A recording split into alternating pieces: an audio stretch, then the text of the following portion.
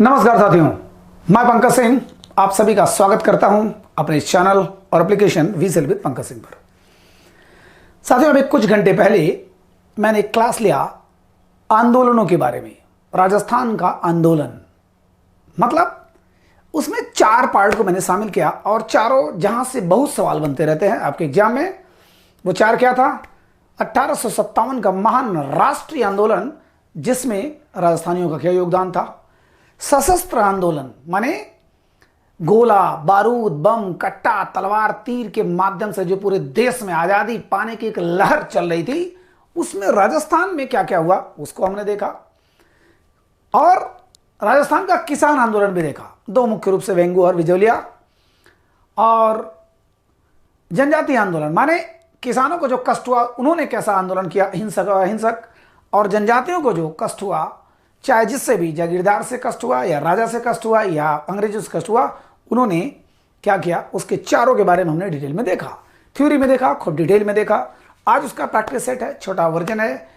किस प्रकार से सवाल आते हैं मैं दिखा रहा हूं। अगर आपने वो पूरा क्लास लिया है, चुटकी बजाते आप हल कर लेंगे, नहीं तो थोड़ी प्रॉब्लम होगी, बट मैं प्रयास कर रहा हूं कि आपको प्रॉब्लम ना हो। ठीक है, थ्योरी होता है साथियों, बार बार मैं कहता हूं थ्योरी होता है। ये प्रैक्टिस सेट, ये क्वेश्चन आंसर, ये ठीक है, लेकिन एक थ्योरी आपका स्ट्रांग है, तैयार है, तो कम से कम 500 क्वेश्चन आपका तैयार है। ठीक है, चलिए चलते हैं फटाफट, ज़्यादा लेट न करके। प्रैक्टिस सेट यहां पर देखते हैं।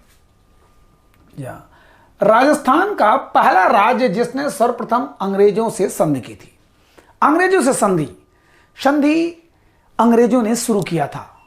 हमने बताया था क्या, लॉर्ड वेलेस्ली, आप जानते भी होंगे, सहायक संधि का प्रणेता। लॉर्ड वेलेस्ली जो उस समय भारत का गवर्नर जनरल था, बड़ा चालू आदमी था। उसने सोचा कि जितने रजवाड़े हैं, हमारे यहाँ कितने रजवाड़े थे लास्ट तक, तो कितने रहे, 19 रहे। तो राजस्थान में तो सारे राजाओं से संधि किया उसने, पूरे भारत के राजाओं से संधि किया, लेकिन राजस्थान की बात हो रही है। लगभग इक्का दुक्का को छोड़कर सभी लोगों ने सरेंडर किया। किसके सामने? अंग्रेजों के सामने।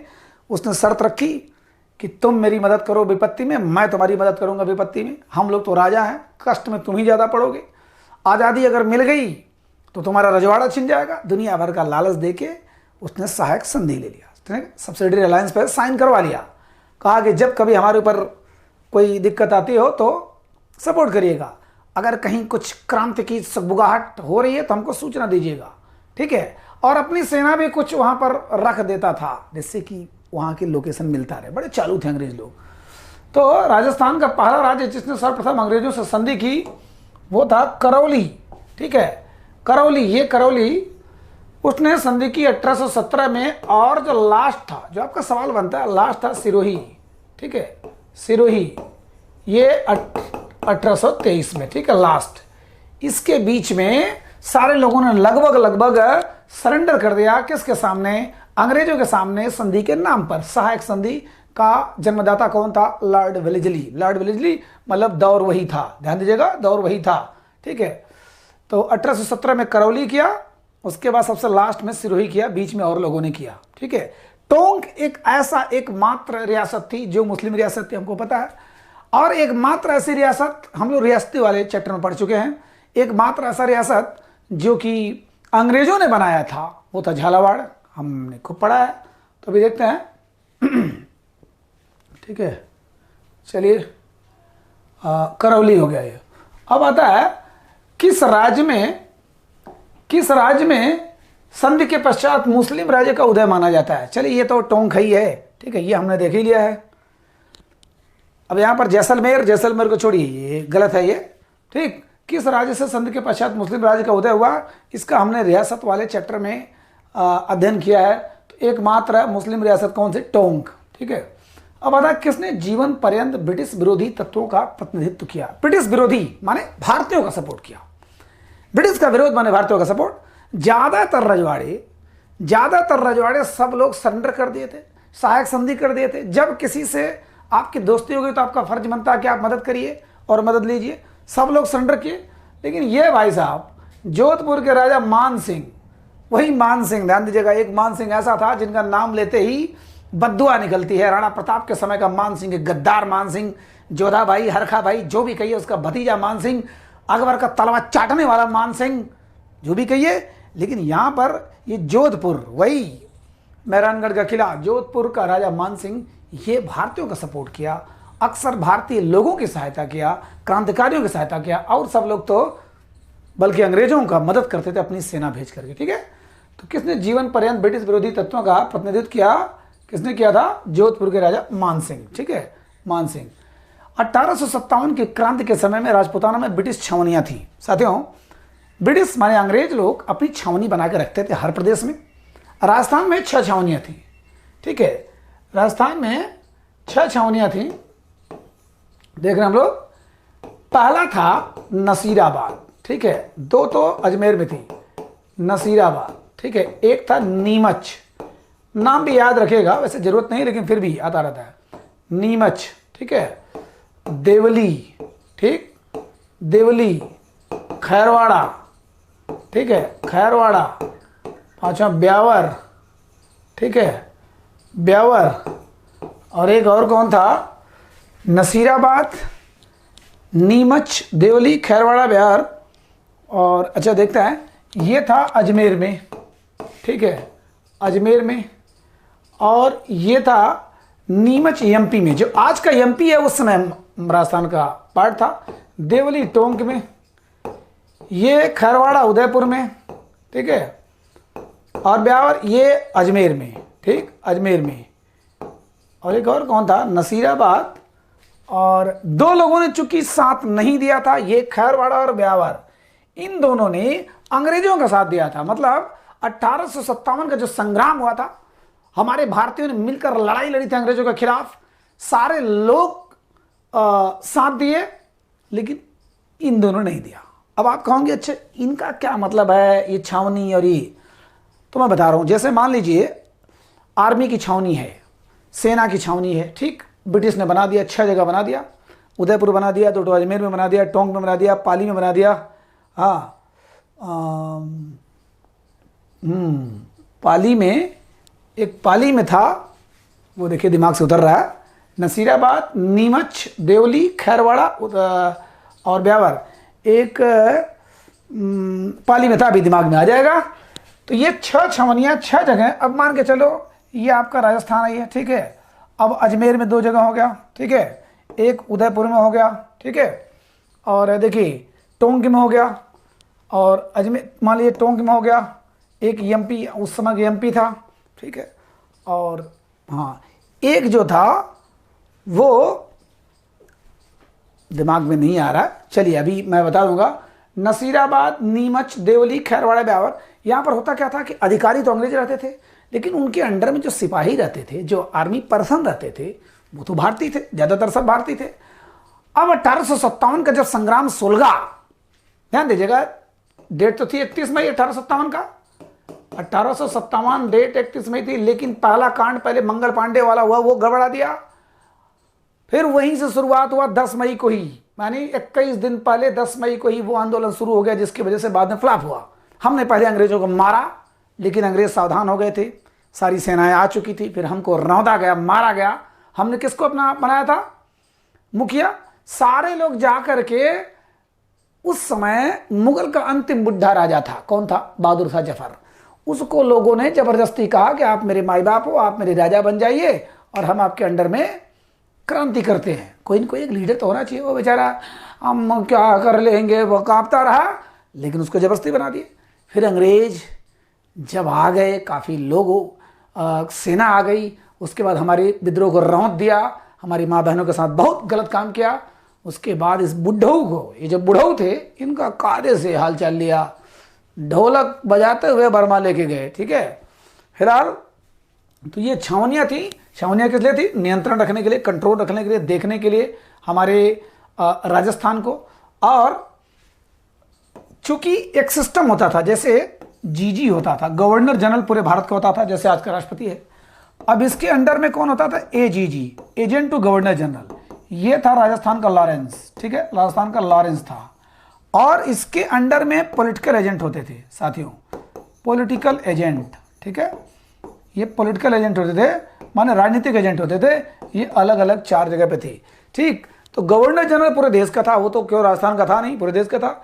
उसने नियुक्त किया था एक लॉरेंस को कि चल बेटा तू मेरा एजेंट है, तू मुझे सूचना देगा कि क्या कहाँ हो रहा है, राजस्थान में क्या हो रहा है, कहीं विद्रोह तो नहीं हो रहा है, उधर विद्रोह को दबाओ, ये करो। और ये बेटा काम करवाता था, ये 4 पॉलिटिकल एजेंट, राजनीतिक एजेंट जो थे उनके माध्यम से अपना काम करवाता था। फिलहाल यहाँ पर कितनी छावनियाँ थी, 6 छावनियाँ थी, ठीक है। नसीराबाद, नीमच, देवली, खैरवाड़ा, बिहार, इन दोनों ने भारतीय राष्ट्रीय आंदोलन में भाग नहीं लिया था, ठीक है, भारतीय राष्ट्रीय आंदोलन में भाग नहीं लिया था। चलिए आगे चलते हैं। अब आता है डॉक्ट्रिन ऑफ लैप्स नीति संबंधित है। डॉक्ट्रिन ऑफ लैप्स माने साथियों हड़प नीति, ठीक है। हड़प नीति किसकी थी, मैं कई बार चर्चा कर चुका हूं। हड़प नीति डलहौजी, लॉर्ड डलहौजी 1848 से 1856 तक, है ना, 48 to 56, ये यहां तक इसका, ये क्या था, अंतिम गवर्नर जनरल था। ये ध्यान दीजिएगा, अंतिम गवर्नर जनरल। अब अंतिम इसको न कह करके हम किसको बोलेंगे, लॉर्ड कैनिंग को, क्योंकि इसके बाद लॉर्ड कैनिंग आया। लॉर्ड कैनिंग दोनों था, गवर्नर जनरल भी था, और उसी के समय में 1857 में, चूंकि वो लॉर्ड कैनिंग था, 56 में ही आ गया था, तो उसी के समय में संग्राम हुआ। तो अगर आ जाए अंतिम गवर्नर जनरल भारत का कौन था, ये था लॉर्ड कैनिंग। और पहला वायसराय कौन था, यहीं से वायसराय कहा जाने लगा, तो वो लॉर्ड कैनिंग, पहला वायसराय। ध्यान दीजिएगा, सबसे पहले वॉरेन हेस्टिंग्स से, ये बंगाल के governor general Warren Hastings, Bharat के गवर्नर जनरल विलियम बेंटिक, ठीक है, लॉर्ड विलियम बेंटिक, और भारत के वायसराय ये थे कैनिंग, ठीक है, लॉर्ड कैनिंग। ये 3 चीज, बंगाल का governor general Warren Hastings, Bharat का governor general William Bentinck, Lord William Bentinck, और पूरे भारत को वायसराय लॉर्ड कैनिंग, ये उस समय था। फिलहाल तो जो हड़प नीति थी किसकी थी, वो मतलब डलहौजी की। इसने कहा कि जिस किसी भी राजा के पास स्वयं का उसका खुद का पुत्र ना हो, उस राज्य को हमारे में मिला दिया जाए, अंग्रेजों में मिला दिया जाए, हम हड़प लेंगे। झांसी, आपको पता होगा, झांसी का पुत्र, रानी लक्ष्मीबाई का पुत्र, जो 4 साल का था, सर्पदंश के, सर्प काट लिया, मर गया वो, तो उन्होंने अपने ही परिवार के एक लड़के को गोद लिया था, दामोदर राव को, तो अंग्रेजों ने मानने से मना कर दिया। डलहौजी ने कहा ना, तुम्हारा बेटा नहीं है, ये साम्राज्य हमको चाहिए।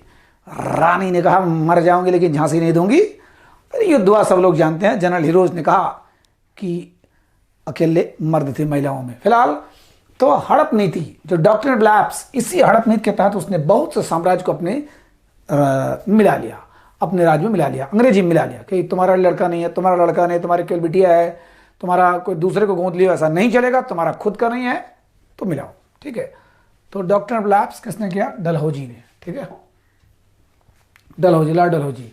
चलिए, सिरोही प्रजामंडल, अभी प्रजामंडल इसके बाद, चूंकि प्रजा का जो आंदोलन था, प्रजा का आंदोलन, अभी इसके बाद वाले चैप्टर में पढ़ेंगे। प्रजामंडल के संस्थापक अब यह गोकुल भाई भट्ट थे, लेकिन ये नहीं दिख रहा। नीमड़ा हत्याकांड साथियों, नीमड़ा हत्याकांड 7 मार्च 1922 को हुआ था, ठीक है, नीमड़ा हत्याकांड। अब ये एक जनजातीय आंदोलन था, जनजातीय आंदोलन था, यहां पर हजारों लोग मारे गए थे, ठीक है, जनजातियों का एक आंदोलन था। नीमड़ा नामक गांव में वहां पर कुछ कलेक्ट हुए थे अपनी मांगों को रखने के लिए, और वहां पर सरकारी अधिकारियों द्वारा जबरदस्त गोली चलाई गई और बहुत बड़ा कांड हुआ था नीमड़ा, ठीक है, नीमड़ा हत्याकांड।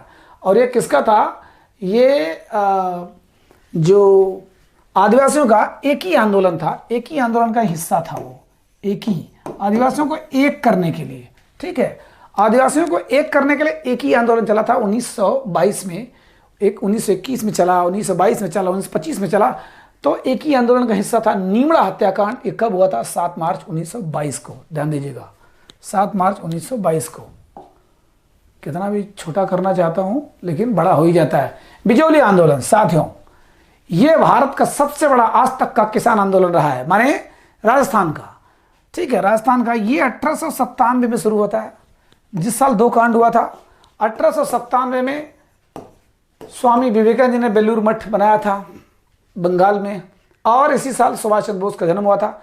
इस साल से शुरू हुआ और 1941 में जाकर खत्म हुआ, मतलब 44 साल तक चलने वाला सबसे बड़ा अहिंसक आंदोलन था राजस्थान का। अहिंसक, नॉन वायलेंट था ये, बिल्कुल भी इसमें हिंसा नहीं हुई। There was no any single incident of violence.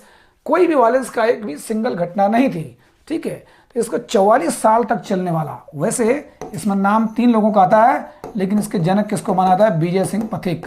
ठीक है, विजय सिंह पथिक को माना जाता है। इसके पहले सीताराम दास और मणिकलाल वर्मा। ठीक है, इनका तीनों नाम आता है। मैंने थ्योरी में खूब डिटेल में पढ़ाया हुआ है, बस इतना जान लीजिए कि सीताराम दास सबसे पहले इन्होंने विद्रोह किया।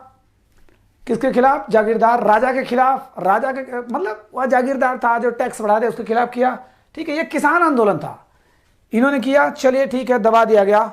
फिर विजय सिंह पथिक ने 3 पत्रों के माध्यम से, इनकी चर्चा तो इतनी जबरदस्त थी कि तिलक ने अपने पत्र केसरी में खूब छापा, और गणेश शंकर विद्यार्थी ने अपने प्रताप में, प्रताप कहाँ से छपती थी? कानपुर से। एक नॉर्मल जानकारी भी, केसरी कहाँ से छपते थे? महाराष्ट्र से। और यही प्रताप नारायण मिश्र साथियों, प्रताप नारायण मिश्र गणेश शंकर विद्यार्थी, प्रताप नारायण मिश्र नहीं, गणेश शंकर विद्यार्थी, वही गणेश शंकर विद्यार्थी जिन्होंने हिंदू मुस्लिम एक करने के लिए अपनी गर्दन कटवा दिया था। ठीक है, गर्दन पर एक मुस्लिम ने कुल्हाड़ी मारा, कट गया, लेकिन वहीं पर हिंदू और मुस्लिम भाई सब एक आपस में हो गए थे।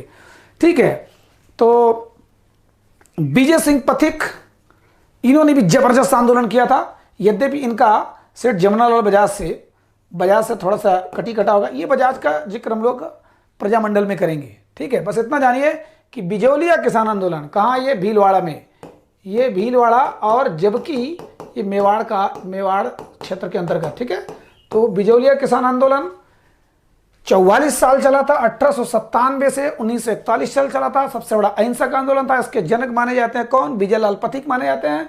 विजयलाल पथिक 3 पत्र पत्रिकाओं के माध्यम से क्रांति मचा रहे थे। ये अपनी भी इनकी पत्रिका थी, राजस्थान केसरी। ठीक है, ये निकलते थे वर्धा से, वर्धा माने गुजरात से, माने 3 पत्रिका निकलती थी। केसरी महाराष्ट्र से, प्रताप जो वो गणेश शंकर विद्यार्थी का कानपुर से, और राजस्थान केसरी वर्धा, केसरी माने पहलवानों की उपाधि। तो विजय सिंह पथिक को माना जाता है क्या? इसका जनक माना जाता है मणिकलाल वर्मा। ध्यान दीजिएगा, विजय सिंह पथिक जो थे, जब जमनालाल बजाज जो गांधी जी के 5वें पुत्र माने जाते हैं, और इनसे थोड़ा सा कटी कटा हो गई, तो ये चले गए कहाँ? भीलवाड़ा से चले गए अजमेर में। तब इन्होंने थामा, किसने? बजाज ने थामा, और ये मणिकलाल वर्मा ने पूरी जिम्मेदारी देखा, और उनका साथ दिया बजाज ने, जमनालाल बजाज ने। सब लोगों ने मिल करके एक आंदोलन किया, बिजौलिया किसान आंदोलन। हमने थ्योरी में देखा था। ठीक है, तो कितने साल चला? 44 साल चला। ठीक, चलिए 44 साल। राजस्थान में सबसे पहले क्रांति कहाँ हुई थी? हाँ, एरिनपुरा। देखिए, ये नाम मुझे भूल रहा था, एरिनपुरा, जो आपका पाली में है, एरिनपुरा। ठीक है, नसीराबाद, नीमच, खैरवाड़ा और एरिनपुरा। साथियों, हमारा जो आंदोलन शुरू हुआ था कब? मैंने बताया था 31 मई को शुरू होना था, लेकिन कुल गड़बड़ हो गया, गद्दार निकल गए, धोखेबाज निकल गए। तो हमारा कब शुरू होगा? 10 मई को ही 10 मई 1857 को ही हमारा संग्राम शुरू हो गया। लेकिन राजस्थान में कहाँ शुरू हुआ था? 28 मई 1857 को शुरू हो गया। ठीक, नसीराबाद। ठीक है, नसीराबाद कहाँ है? अजमेर में। ठीक है, नसीराबाद कहाँ? अजमेर में। सबसे पहला राजस्थान में अगर आंदोलन शुरू हुआ तो कहाँ? नसीराबाद में। ठीक है, नीमच था, एरिनपुरा था, खैरवाड़ा था। ये कहाँ था?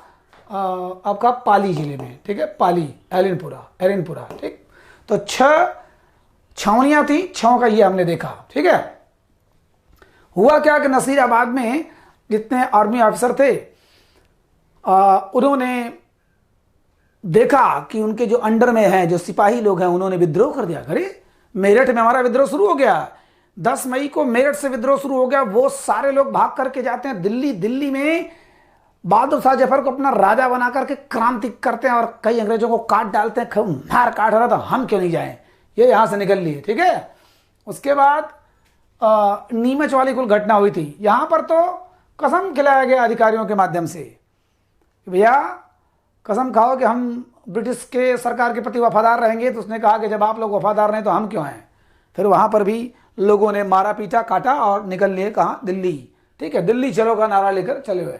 खैरवाड़ा और ब्यावर, ये दोनों ने भाग नहीं लिया था 1857 के संग्राम में। तो राजस्थान में सबसे पहले क्रांति कहाँ हुई? नसीराबाद में। ठीक है, नसीराबाद में। चलिए अब आता है नसीराबाद। राजस्थान में अंग्रेजों द्वारा बनाई गई प्रथम और एकमात्र रियासत अंग्रेजों द्वारा बनाई गई झालावाड़। हम लोग कई बार चर्चा कर चुके हैं झालावाड़, तो इसको पढ़ना नहीं ज़्यादा।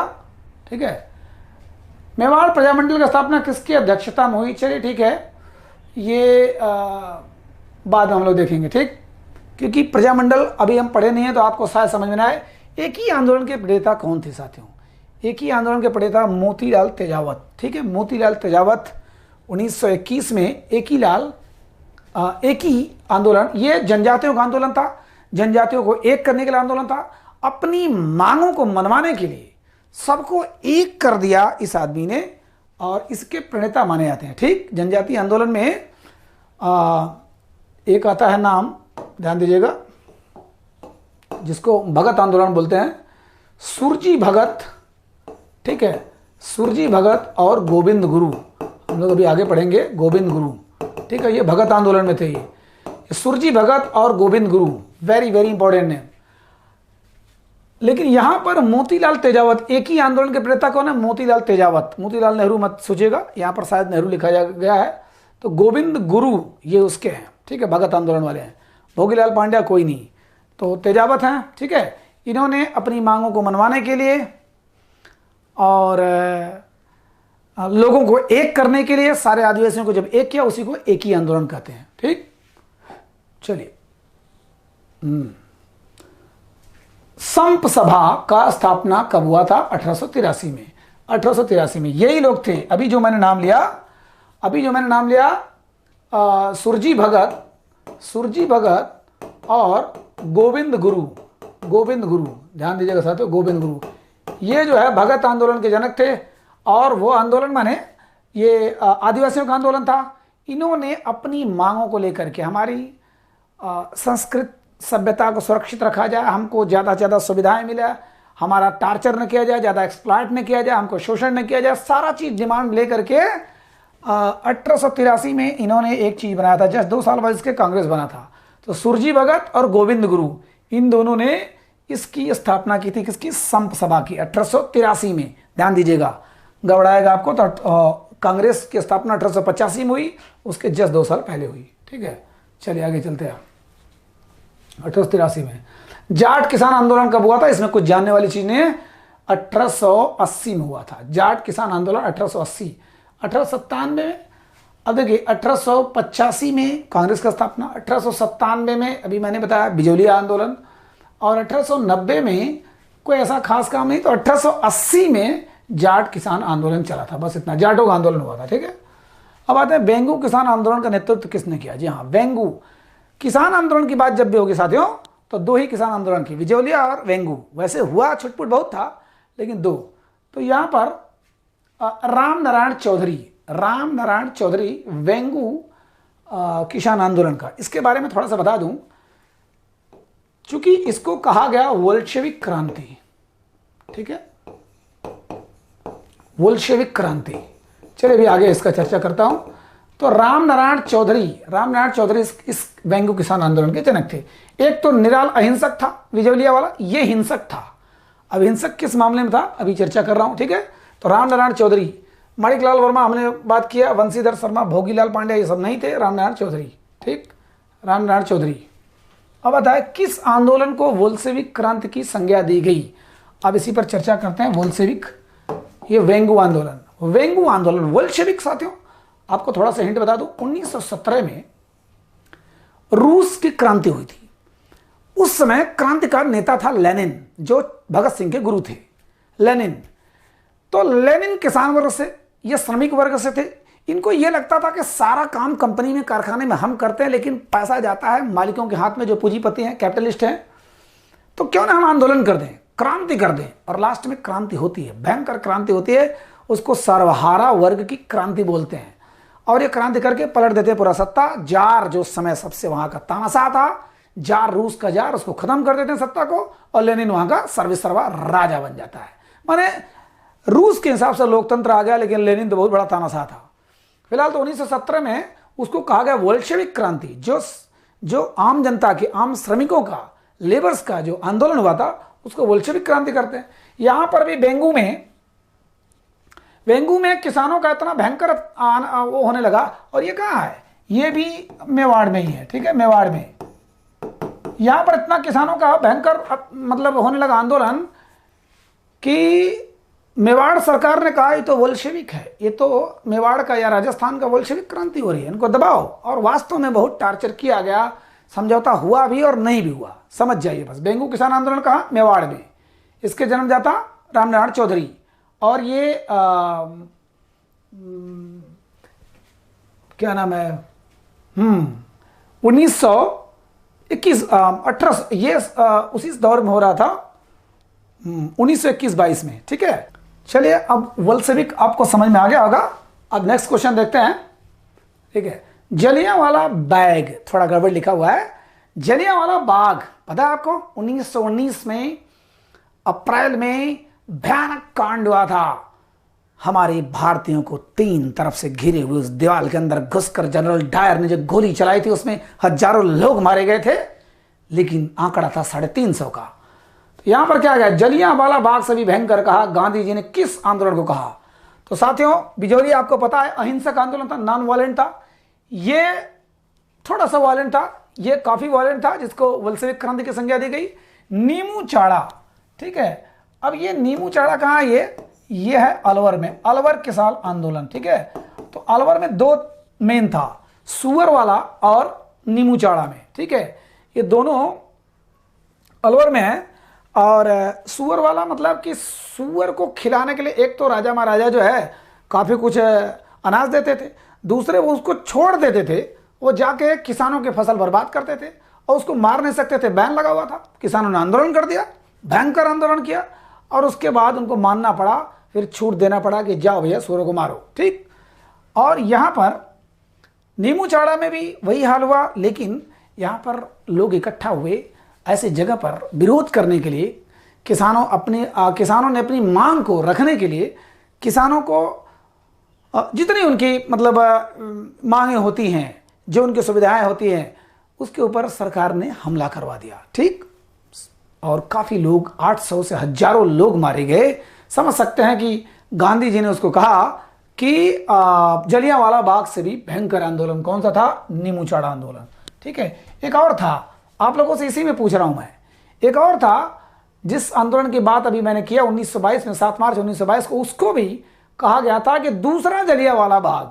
दूसरा जलियांवाला बाग आप दिमाग में बताइए कौन है वो, अभी मैंने चर्चा किया था। चलिए अब आ गया कौन सा, ये आंसर क्या है। हाँ, आंसर गलत है ये साथियों, बूंदी नहीं है, ये नीमू चाड़ा है, ठीक है, बूंदी नहीं है। ये भारत का एकमात्र अहिंसक आंदोलन बिजोलिया, अभी हमने चर्चा किया अहिंसक आंदोलन बिजोलिया। राजस्थान में सबसे पहले किस प्रजामंडल की स्थापना है, उदयपुर, ठीक है, लेकिन अभी इसको हम पढ़ेंगे नहीं। अब आता है धौलपुर प्रजामंडल के संस्थापक, छोड़िए 20, ठीक है, मेरे ख्याल से। चलिए अभी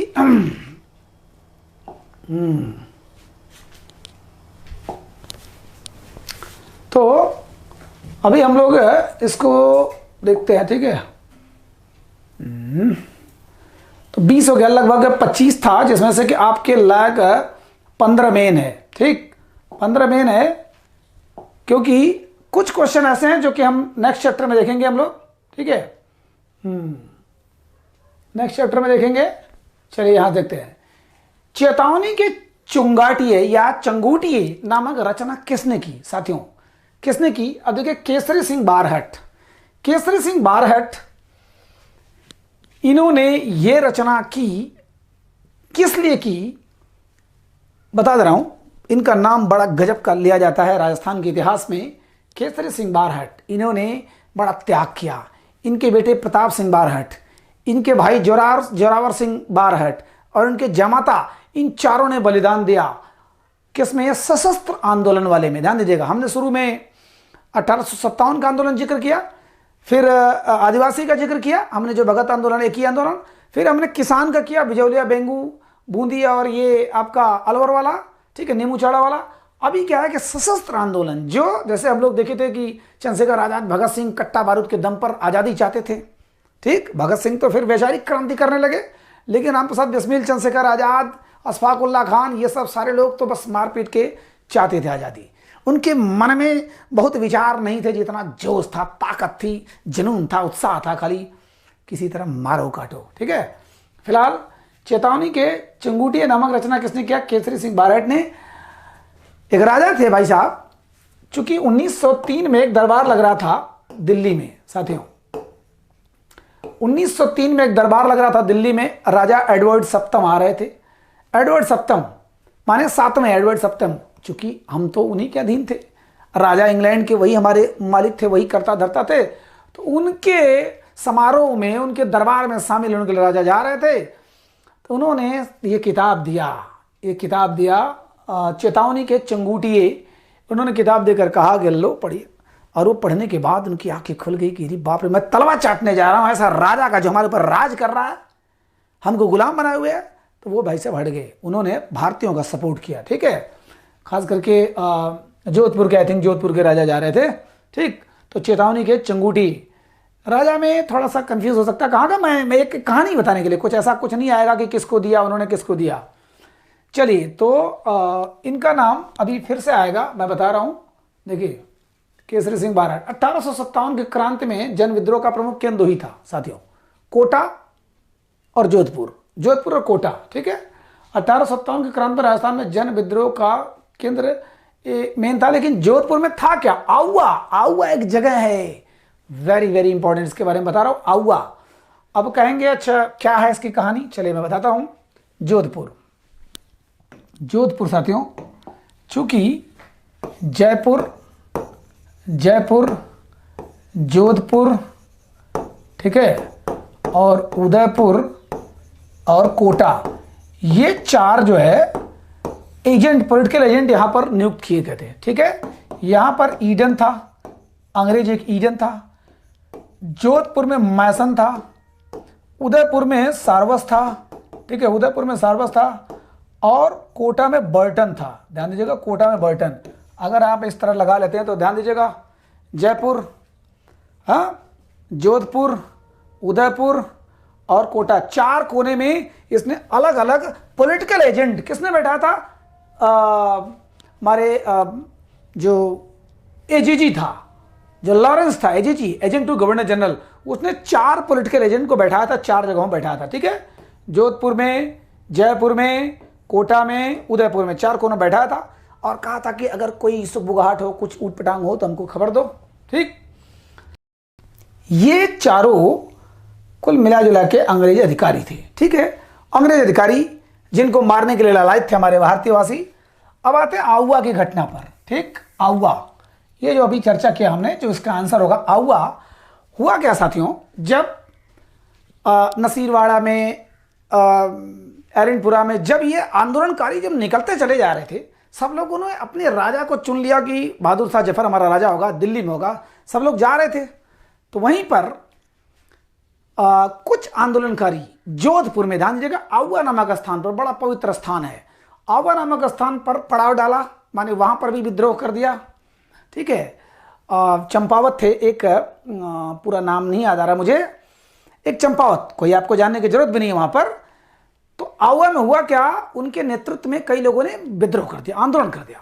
तब हुआ क्या, यहां जो लॉरेंस था, इसने कहा, चूंकि जोधपुर की घटना है ये, जोधपुर, अच्छा हाँ, जोधपुर का राजा तो अंग्रेजों का दोस्त था। वो जो उन्होंने किताब दिया था चेतावनी के चंगुटिये, उदयपुर के राजा को दिया था साथियों, उदयपुर के राजा, है ना, उदयपुर के राजा को दिया था, सॉरी, बिल्कुल। तो जोधपुर में इन्होंने कहा कि हे राजा, चलो कुछ सेना हमको दो, लेके चलते हैं, विद्रोहियों को दबाते हैं। जोधपुर के राजा लेकर आए सेना को लेकर के, और इसने कहा मैसन से, मैसन चलो भाई हम भी चलते हैं। तो मिला जुला के पहले तो ये गया, फिर उसके बाद दोनों, लॉरेंस भी और ये दोनों ने सेना लेकर के, यहां तक कि जोधपुर की सेना भर लेकर आए और सबको मार के भगाया, आंदोलनकारियों ने हरा दिया। हराने के बाद हुआ क्या, ये मैसन भाई साहब बड़ा हीरो बन रहे थे, इनकी मुंडी काट करके पूरे जोधपुर में घुमाया गया, घुमा करके एक दीवार में लगा करके गाड़ दिया गया। मैसन को, ये जो चार्ल्स मैसन, यानी समझिए अंग्रेज अधिकारी को काट करके गाड़ दिया गया। और ये भगा पट्टा, ये जब भगा तब इसने अपने आका यानी गवर्नर जनरल किसको बोला? लॉर्ड कैनिंग को बोला कि ऐसी ऐसी घटना हो रही है आउआ में। तब उसने बड़ी फोर्स करके और यहाँ पर दबाव डाला और दबा दिया, पूरे हमारे विद्रोह को खपस दिया, दबा दिया। ठीक है, तो 1857 क्रांति में राजस्थान में जन विद्रोह का प्रमुख केंद्र था क्या? आउआ। वेरी वेरी इंपॉर्टेंट, बड़ा गजब का यहाँ कांड हुआ था। चूंकि बर्टन का भी मुंडी काटा गया और मैसन का भी मुंडी काटा गया, इसका भी मुंडी काटा गया था, इसका भी काटा गया था, लेकिन इसको गाड़ दिया गया था दीवार में। ये वाला अक्सर सवाल आता रहता है। ठीक है, चलिए अब देखते हैं। आउआ। बिजोलिया किसान आंदोलन कब हुआ था? ये क्वेश्चन गलत है, क्योंकि 1912 1909, हाँ हमने देखा 1897 से शुरू हुआ था, 1941 44 साल तक सबसे बड़ा चलने वाला अहिंसक आंदोलन राजस्थान का। ठीक, अब देखिए हाँ क्या बात है। ठीक है,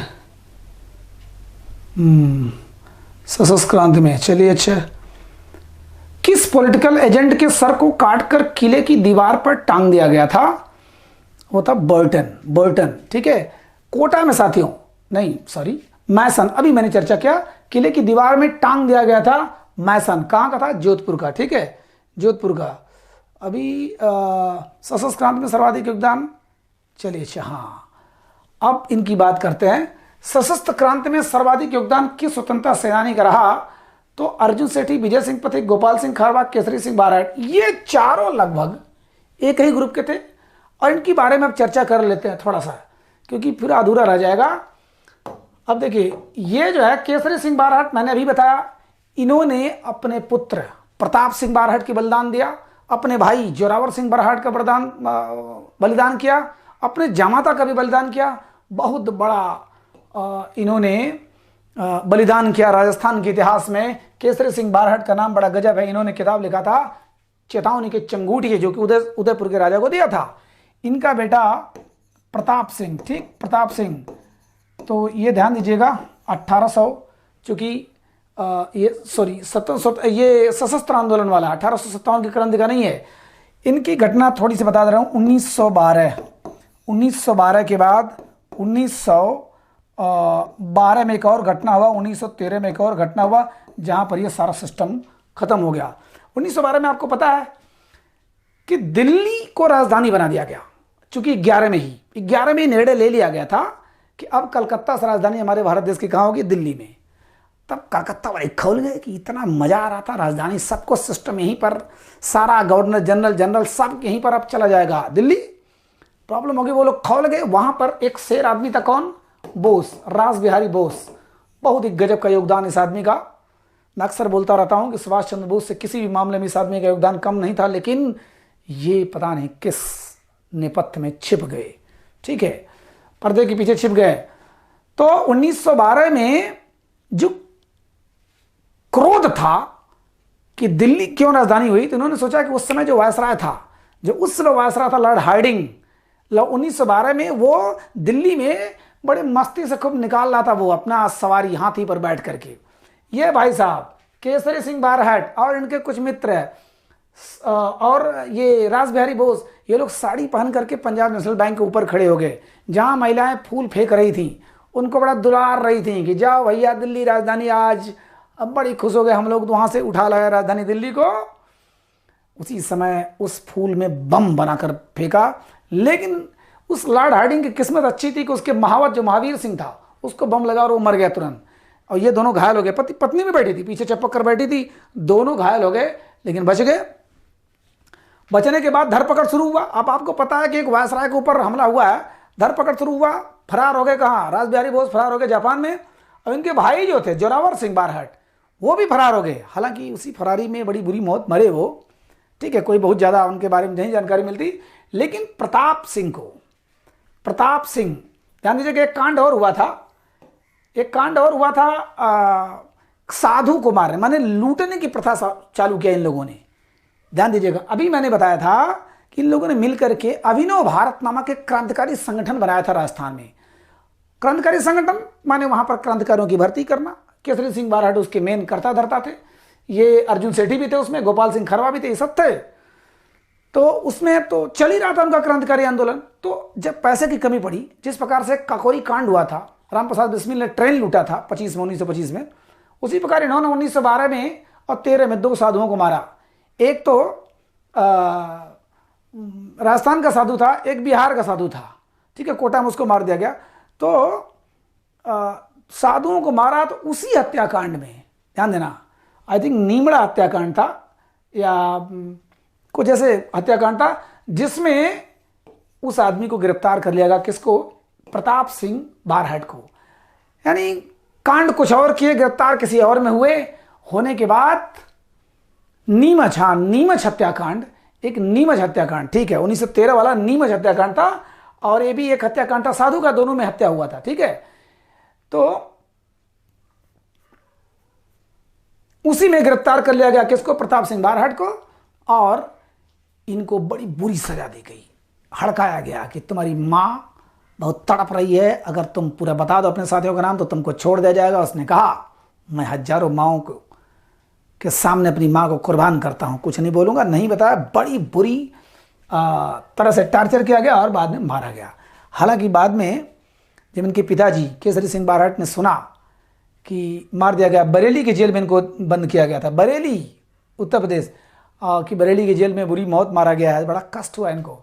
इनको 20 साल की सजा, ये भी पकड़े गए बाद में, ये भी पकड़े गए उसी साधु हत्याकांड में, ये भी पकड़े गए, लेकिन 20 साल की सजा हुई। हालांकि 5 साल बाद इनको छोड़ दिया गया, 5 साल बाद छोड़ दिया गया इनके कर्मों को देख करके। लेकिन फिर भी बहुत गजब का नाम है केसरी सिंह बारहट का। कहाँ पर? राजस्थान के सशस्त्र क्रांति आंदोलन में। ध्यान दीजिएगा, 1857 की बात नहीं रही, 1912 की बात हो रही है। लॉर्ड हार्डिंग बम कांड 1912, कलकत्ता से दिल्ली का राजधानी परिवर्तन 1912, नीमच हत्याकांड या कुछ और, मैंने 2 साधुओं का हत्याकांड हुआ था, ठीक है। तो मेरे ख्याल से अब ये सारे क्वेश्चन हो गए, ठीक है जी, हाँ सारे क्वेश्चन हो गए, अब तो कोई क्वेश्चन बचा नहीं है, ठीक। चलिए, जो इक्का दुक्का होगा आप लोग कर लीजिएगा, आप लोग समझ में आ जाएगा। जिन्होंने थ्योरी देखा होगा उनके लिए तो मजाक लगा होगा, ठीक। चलिए, कैसा लगा बताइएगा। नमस्कार।